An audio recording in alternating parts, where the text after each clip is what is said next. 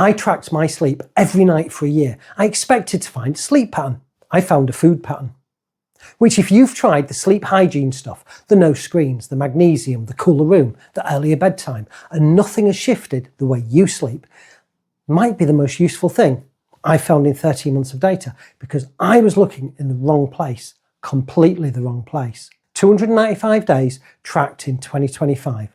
Sleep quality scored every night alongside fasting data, food data, biomarkers. What came out wasn't a pattern about sleep habit, it was a pattern about what I'd eaten and when. In the next few minutes, I'm going to show you exactly what that looked like. 3 things. First, what the data actually showed across 57 nights of 9 to 10 out of 10 sleep quality. No sleeping aids, not one. No melatonin, no antihistamines, no alcohol to relax. What those nights had in common was nothing I'd expected. Second, the correlation I almost missed, because the nights where sleep collapsed weren't random. They tracked with specific inputs what the body had been dealing with in the 24 to 48 hours before. And those inputs were food and fasting related, not sleep related. And third, the night that made the whole thing click, month 7. Room pitch black, no alarm, woke up naturally before 6 in the morning. Clear, ready, no grogginess. First time that had happened in ages. I hadn't changed anything about my sleep, I'd changed what I was eating. Let me tell you what deep sleep actually does, because if you've been asking how to sleep better, trying every tip you can find and still waking up exhausted, it's worth understanding what the body is actually trying to accomplish when it goes deep. Deep sleep isn't just rest, it's the body's maintenance window. Think of it like Paris.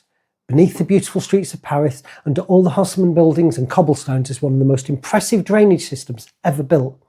You'd never know it was there from the surface. Your brain has something equivalent. The lymphatic system, a network of channels that flushes toxic proteins and metabolic waste out of brain tissue. And like the Paris sewers, it mostly runs at night. During the day, the system is mostly closed. Brain cells slightly compressed, channels narrow. Sleep opens them. Cerebrospinal fluid rushes through, clearing out the debris that built up during the day's thinking and activity. Poor sleep doesn't just make you tired, it leaves the drains blocked. And what determines whether those drains open properly?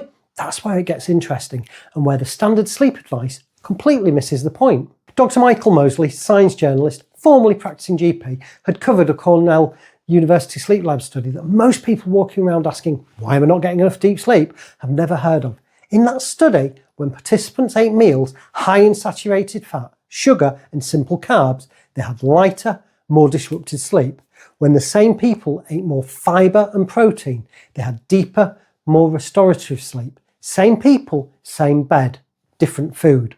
The mechanism isn't complicated once you know it. Blood sugar instability, spikes and crashes, keeps the nervous system partially alert through the night. The brain can't fully function into deep sleep when it's managing a blood sugar correction at 2 a.m. Inflammatory signalling from processed food and excess sugar suppress the slow wave architecture that deep sleep depends on. The lymphatic drainage system, the Paris sewers, they require a body in genuine metabolic rest to function properly. Constant insulin activity keeps the day crew on shift. This isn't just about eating badly the night before. The 24 to 48 hour window matters. What you ate yesterday and the day before is shaping the sleep you get tonight. Now here's something I think matters for anyone at the stage where things feel off but no diagnosis has arrived yet. This mechanism isn't something that only happens to people who've got a condition. It develops gradually, quietly, over years. The same food patterns that eventually show up as prediabetes or elevated inflammation first show up as fragmented sleep, lighter, slow wave phases, more night waking. If you're noticing your sleep has shifted in the last few years and you can't work out why, the mechanism is worth understanding now, not later. There's a night crew that comes into your cells to do the repair and maintenance work, cleaning debris, fixing damage, resetting systems, but they can't start work while the day crew is still in. The day crew, digestion, growth signalling, nutrient processing, takes up all the space and energy. The night crew stands outside waiting. The moment you stop eating and the day crew clears out, the night crew gets the go-ahead. This is the mechanism behind why closing your eating window earlier affects sleep quality. Not magic, a shift changeover. Every hour you extend the overnight window is another hour the night crew has to work. Most people are sending the day crew back in before the night crew has finished. And this is what my data kept pointing at. Not the sleep hygiene stuff, the food in fasting inputs. There's a version of the not getting enough deep sleep conversation that goes straight to supplements, magnesium, melatonin, tart cherry juice. Some of these things may genuinely help at the margin. I'm not dismissing them. But if the underlying issue is food-driven blood sugar instability and a systematic inflammation, a supplement is treating the symptoms. Kayla Barnes, Lens, and nutritionalist Dr. Frederica and Marta put it clearly from a Zoe study. Poor sleep directly undermines dietary consistency the next day. Ghrelin spikes, cravings increase, willpower becomes irrelevant, which means the loop runs both ways. Bad food drives poor sleep drives bad food choices the next day. Round and round. Breaking the loop at the food end, not the supplement end, is how you interrupt the pattern. Your gut has its own body clock, and just like you need sleep, your gut needs a proper rest too. Tim Spector put it simply, giving your gut a break is basically putting it to sleep. The same circadian rhythm that governs when you feel tired, when your temperature drops, when your cortisol rises, your microbiome is running the same pattern. Keep eating at midnight and you're not just keeping yourself awake, you're keeping trillions of organisms working a night shift they weren't designed for. The eating window isn't just about calories, it's about giving the whole system a chance to recover. Misconception: sorting sleep is a sleep problem. The data says it's a food problem that shows up in sleep. Let me show you what that looked like in my own numbers. I'm going to be honest about what I was expecting to find. When I started scoring my sleep every morning in 2025, simple 1 to 10, written down before I checked my phone, I thought I'd find a pattern about sleep habits. Early nights, cooler room, less screen time. The stuff everyone talks about when you say you're not sleeping well. The pattern I found had almost nothing to do with any of that. 295 days tracked across 2025. Sleep quality scored alongside fasting data, food type, eating window close times, mood, energy. 57 nights came at a 9 or a 10 out of 10. No sleeping pills on any of them. No melatonin, not even an antihistamine, which I'd taken daily for decades before, stopping them in early 24. When I went back through those 57 nights and looked for what they had in common, I wasn't finding sleep hygiene wins. I was finding clean eating days, extended fasting windows, low inflammation food in the preceding 24-48 hours, plant diversity, virtually no ultra-processed food in the 2 days before. The nights that collapsed, 3 or 4 out of 10, waking at 2 or 3, lying there for an hour, groggy by 6, tracked with something specific, not late nights, not screen time. They tracked with what the body had been processing. Month 7 is the one I'd come back to. May 24, I'd been off antihistamines for 3 months at that point, something I'd taken every day since the late 90s. The room was pitch black, no alarm was set. Woke up at 5:47, not because something disturbed me, not bleary, not chocking the clock hoping for another hour. Clear, ready, awake. I genuinely can't remember the last time that happened. Probably my late 20s, early 30s. Nothing had changed about the room, nothing had changed about my bedtime. What had changed was 18:6, I actually averaged 17:7 fasting, had been established and been consistent for a long time at that point. Real food for months. Inflammation markers were dropping. The body wasn't fighting anything overnight. The drains were clear. I didn't know that's what was happening at the time. I just noticed I woke up differently. The data, it explained it later. I want to be straight about how long this took, because one of the things that frustrates me about the way this topic gets talked about is that it always sounds like a week-long fix. January to April, sleep quality was averaging around 6 or 7 most nights. Some better, some worse. The pattern wasn't obvious yet. May to July, the consistency started. More nights in the 7-8 range. The floor came up, and August to October, that's when the 9s and 10s started clustering. 57 nights over the full year. They weren't evenly distributed, they were backweighted. The second half of the year had far more of them than the first. That's roughly 6 to 8 months of consistent food and fasting changes before sleep quality reliably improved. Not a week, not a month. 6 months before the pattern became clear. And that's the minimum timeline. And I'll tell you about the thing that nearly made me dismiss the whole food-sleep connection entirely. During the 21-day extended fast in 25, my sleep fell apart. Day 6 through 13 were rough.